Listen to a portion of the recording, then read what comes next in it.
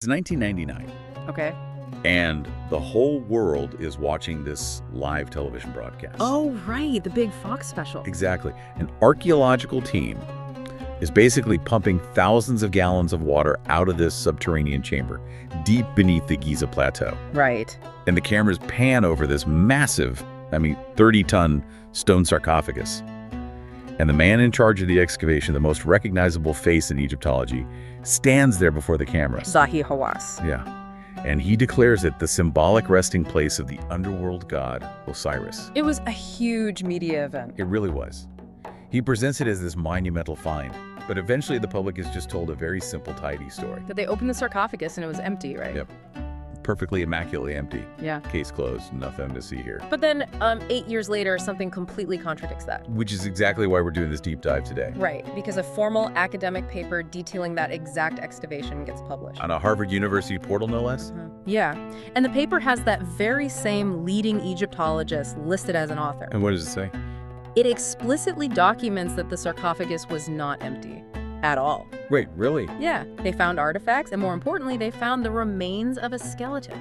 Okay, so we have two completely incompatible realities here. Totally. In one reality, the official public narrative, we have an empty, symbolic tomb. But in the other reality, the official scientific literature, we have an actual skeleton. It's a massive contradiction. And our mission in this deep dive is to investigate that contradiction. We are unpacking a super comprehensive source today that looks at the Osiris Shaft, the multi-billion-dollar shadow economy of ancient antiquities, and frankly, the lengths to which modern institutions might go to protect their established historical timeline. Because we aren't just talking about old rocks here, we are looking at a situation where the foundational narrative of human history crashes right into staggering financial incentive. Right, billions of dollars.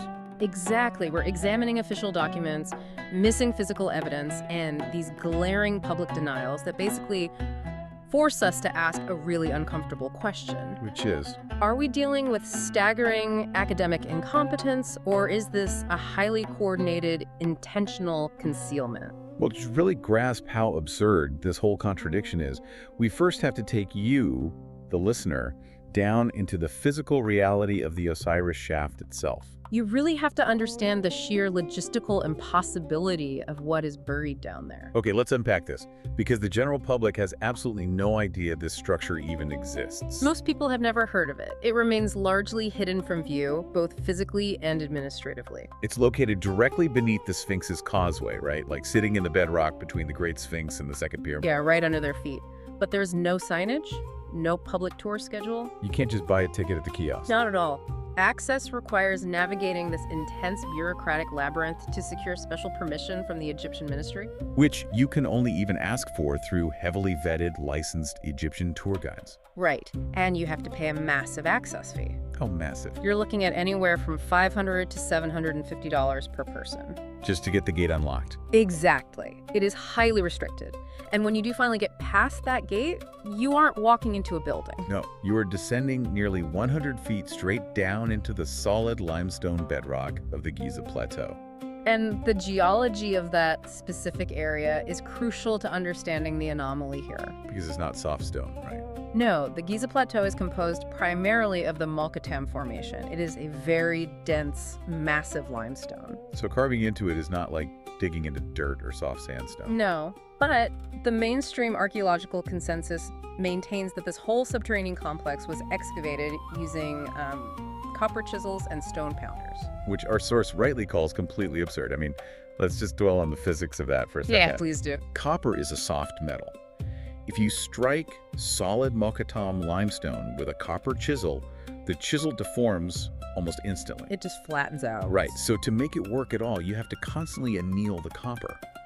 You know, heating it and cooling it to harden the edge, taking a few strikes, and then repeating the whole process as the tool blunts. Every few hits. Imagine doing that to remove thousands of tons of solid bedrock. Not to mention the logistics of removing the spoil. I mean, every cubic foot of limestone carved out has to be hauled up vertically. Out of a tiny hole. Yeah, and the design of the Osiris Shaft makes that progressively more difficult. It's essentially a 3-tiered descent.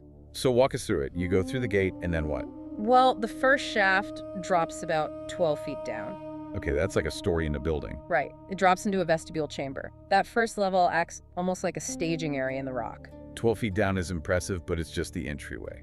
Because the second shaft is where the descent gets legitimately dangerous. Oh, absolutely. It is a vertical plunge of 52 feet. Wow. It's a sheer, dark drop in a very confined space. So you're basically dangling on a ladder or a rope 50 feet down in a rock chimney. Pretty much. And when you reach the bottom of that 52-foot drop, you arrive at the second level. What's down there? It features 6 distinct burial compartments carved into the perimeter walls, and some of them actually house their own stone sarcophagi. And you are now roughly 64 feet underground. Yeah. But you still aren't at the bottom. Because from that second level, you have to drop down a third shaft. Right, descending another 33 feet. Which brings you to a total depth of nearly 100 feet below the plateau. And at that final depth, the atmospheric physics change entirely. What do you mean? Well, you are dealing with a severe lack of oxygen. Furthermore, because carbon monoxide is slightly less dense than air, it often pools in unventilated subterranean pockets alongside heavier gases like carbon dioxide. So the air quality becomes toxic, highly toxic. Prolonged exposure at that depth without modern ventilation induces intense headaches, queasiness, and eventual asphyxiation. It is a distinctly hostile environment. Extremely hostile. Which makes what they built at the bottom even more inexplicable. Because when you reach that third level, gasping for air, you step into this enormous burial chamber. Right. And in the center of this chamber is an island tomb. An actual island surrounded by a water moat. Yeah, it's wild. The moat is completely flooded today owing to the gradual rise of the Nile River's water table over the millennia. Right. Our source notes that the site has gained some recent modern attention because of that. Oh, you mean the Mr. Beast video? Good Jimmy, good boy. Flooded subterranean moat. Yeah, it was a crazy video. But the water is just a byproduct of time. The architectural intent was an isolated island sanctuary dug within the earth. And resting on that island are 2 stone boxes, nested one inside the other. And we really need to talk about that outer sarcophagus. It is massive. Yeah. It's 9 feet long, carved from solid stone. And the source notes its total weight is estimated at a staggering 30 tons. 30 tons. Yeah, with a lid that alone weighs between 11 and 12 tons. That's almost the weight of 2 African elephants, just the lid. This forces us to confront a severe logistical baseline. Whoever constructed this possessed engineering capabilities that heavily contradict the established timeline of human development. Because carving the shaft is one layer of the problem. Right. But maneuvering a 30-ton solid stone block down a 12-foot shaft, then a 52-foot shaft, and finally a 33-foot shaft is an entirely different order of magnitude. Let's really think about how you do that without motorized cranes or steel cables.